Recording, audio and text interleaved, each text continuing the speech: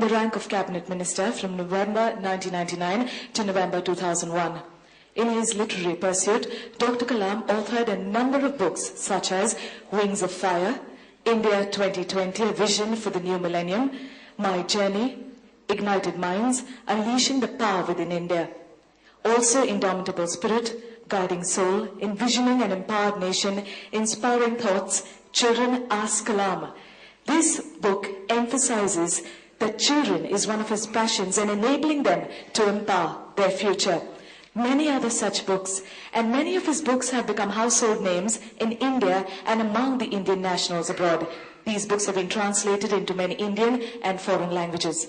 Ladies and gentlemen, Dr. Kalam became the 11th President of India on 25th July 2002. After 5 eventful years, he demitted office on 25th July 2007. His focus is on transforming India into a developed nation by 2020. His accent is networking disciplines and human beings for an economically developed, prosperous and peaceful society. Ladies and gentlemen, to deliver the keynote address, please put your hands together as we welcome the Honorable Dr. APJ Abdul Kalam.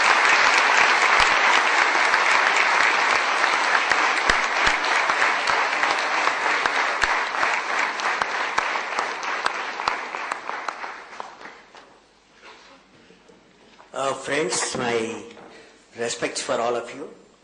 I would like to greet His Excellency Sri K. Sankaranarayan, Governor of Maharashtra, and Sri Shyamal Dattaji, and Sri A.N. Roy, DGP Maharashtra. I asked him how much time I should talk. I told him I got a 15 minutes package, 20 minutes package, 25 minutes package.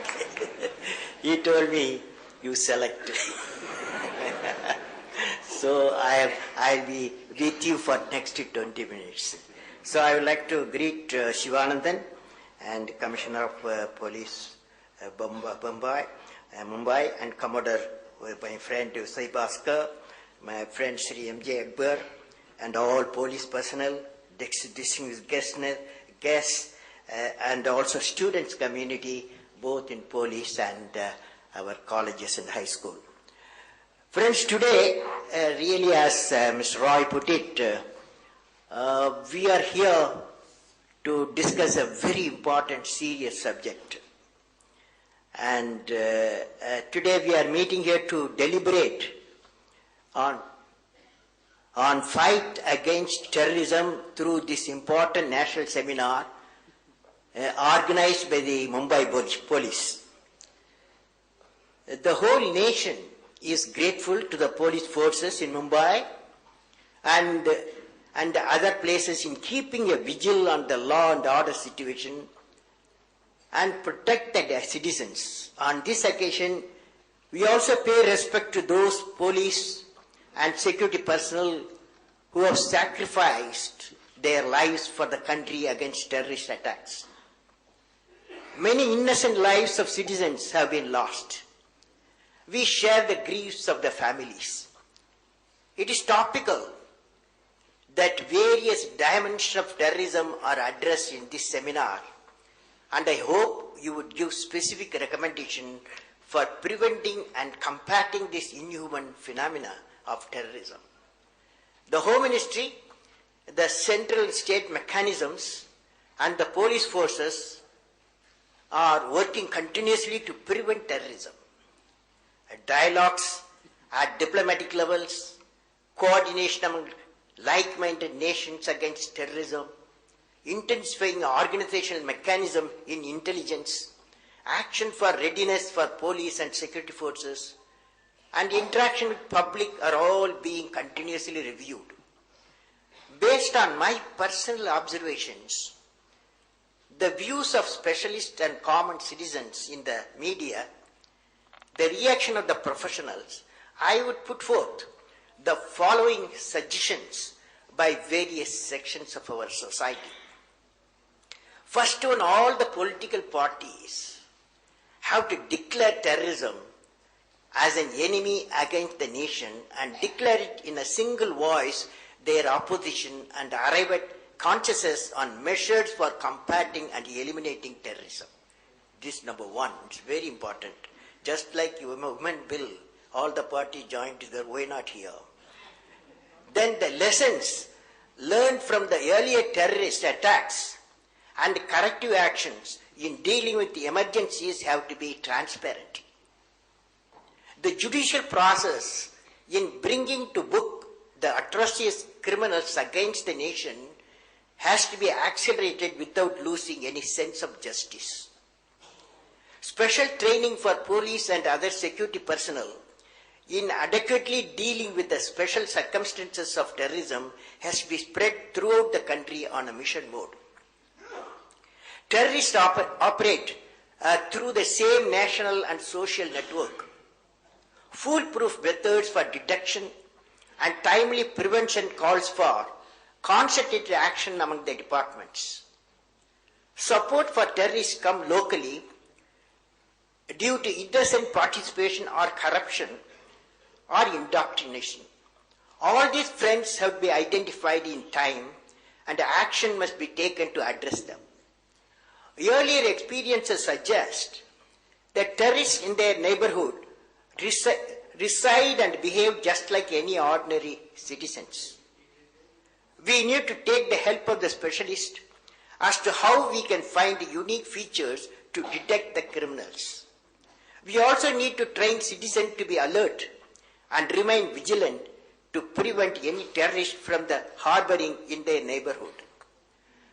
Friends, as a nation, we are working towards transforming India into an economically and socially developed nation before the year 2020, in another 10 years' time.